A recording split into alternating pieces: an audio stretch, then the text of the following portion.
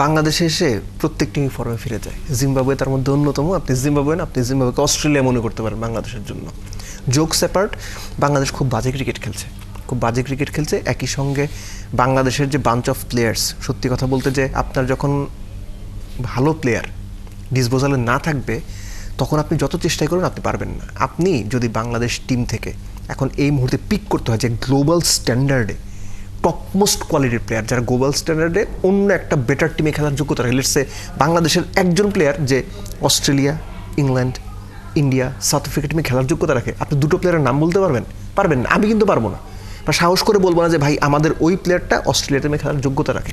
জিনিসটা হচ্ছে যে আপনি যখন বেটার কোয়ালিটি প্লেয়ার প্রডিউস করতে পারবেন না তখন আপনার এরকম রেজাল্টই হবে। একই সঙ্গে আপনার যখন দীর্ঘমেয়াদী পরিকল্পনা থাকবে না এরকম রেজাল্টই হবে। খুব আলোচনা হচ্ছে বিজয়কে ফেরানো, হুইচ ইজ ট্রু, দলে ফেরানো হয়েছে বিজয়কে। তিনি আপনার সব মিলে লাস্ট এনসিএলে 13 ইনিংসে 700 রান করেছেন, 64 এভারেজ, 4টা 50, 1 100, ফাইন। কেউ এই আলোচনাটা করছে না এই যে জাকিরকে আপনারা বাদ দিলেন। কোথাও আপনি কোনো লেখা দেখেছেন কেউ এটা নিয়ে আলোচনা করেছে? জাকিরকে বাদ দেওয়া নিয়ে আমার কোনো প্রশ্ন নাই, বিজয়কে নেওয়া নিয়ে প্রশ্ন। আমার প্রশ্ন হচ্ছে যে প্রসেসটা নিয়ে। জাকিরকে আপনারা কেনই বা নিয়েছেন? সে তো অফ ফর্মে ছিল, প্রিমিয়ার লিগে 11 ম্যাচ খেলে সে 200 রান করতে পারে নাই, তাকে কী কারণে আনলেন আপনারা?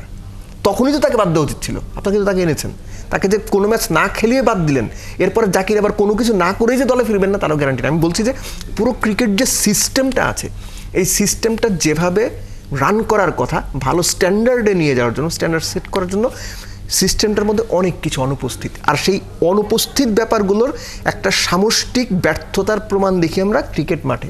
এই যে বাংলাদেশ জিম্বাবুয়ের সঙ্গে হারে, সবশেষ 15 টেস্ট ইনিংস আপনার 9টাতে 200 করতে পারে না, আপনার ঘরের মাঠে 6 টেস্টে, যেটা আপনি শুরুতে বলছিলেন যে একটা টেস্ট জিততে পারে না।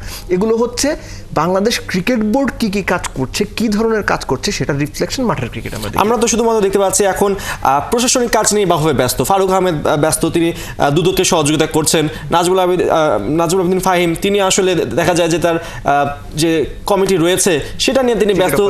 হ্যাঁ, সেটা নিয়ে আসলে তিনি কাজ করতে পারছেন না। এই যে প্রশাসনিক কাজ নিয়ে বারবার ব্যস্ত হয়ে পড়া, মাঠের ক্রিকেটে ফোকাসটা কে দেবে? দেখেন, প্রায়োরিটি সেট করাটা খুব ইম্পর্টেন্ট, যে আমাদের মূল প্রায়োরিটি কী। সো আমার মনে হয় যে বাংলাদেশ ক্রিকেট বোর্ড অনেক ক্ষেত্রেই প্রায়োরিটি সেট করার ক্ষেত্রে আপনার দর্শক বা সাধারণ মানুষ খুশি হবে এরকম কিছু বিষয় প্রায়োরিটাইজড করে, যেটা ক্রিকেটের জন্য ক্ষতিকর। যেমন নান্নুকে সরিয়ে দেওয়া কিংবা হাতুড়ে সিংহকে যাচ্ছে তাইভাবে সরিয়ে দেওয়া, তাকে আত্মপক্ষ সমর্থনের সুযোগ দেয় না। এগুলো কিছু ক্ষেত্রে আপনার ব্যক্তিগত যে ক্ষোভ বা আক্রোশ সেগুলোর প্রকাশ আমরা দেখেছি, দর্শককে খুশি করার ব্যাপার দেখেছি।